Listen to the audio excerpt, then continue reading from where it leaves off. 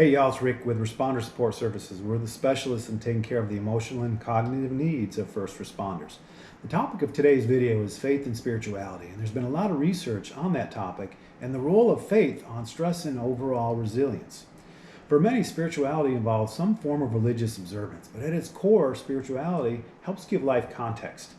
Faith and spirituality also give that sense of purpose and may help uncover what's meaningful in life, and this may help us redirect focus away from things that are less important. Pursuing spirituality also helps connect us to the world even when we're alone, and that provides a sense of purpose. When you feel you have purpose in your world, you feel less isolated. Pursuing spirituality may also help us release control over that which we cannot control.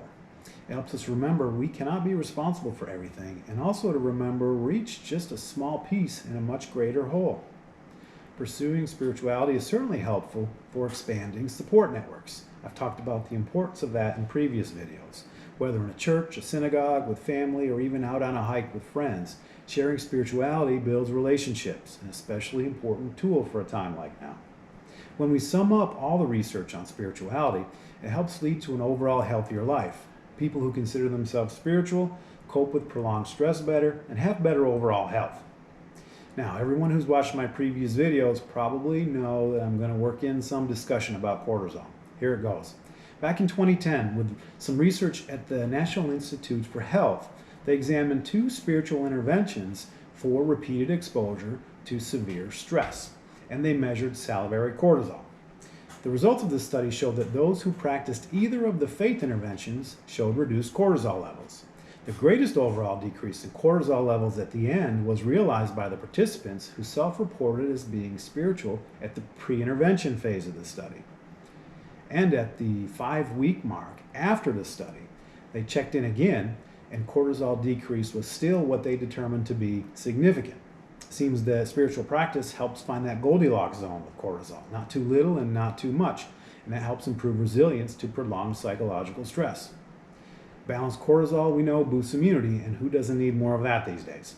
Spirituality is another important tool in the resilience toolbox. It doesn't have to be that complex to cultivate either. Try a daily prayer or meditation, or keep a journal. Find a spiritual mentor to guide you and to share insight. Read a spiritual text or simply ask questions. And of course, there's an app for that. There's too many spirituality apps to list. There's also a bunch of spirituality podcasts. We're only limited by our creativity. I've often mentioned how in severe or prolonged stress events, our mind won't be our friend.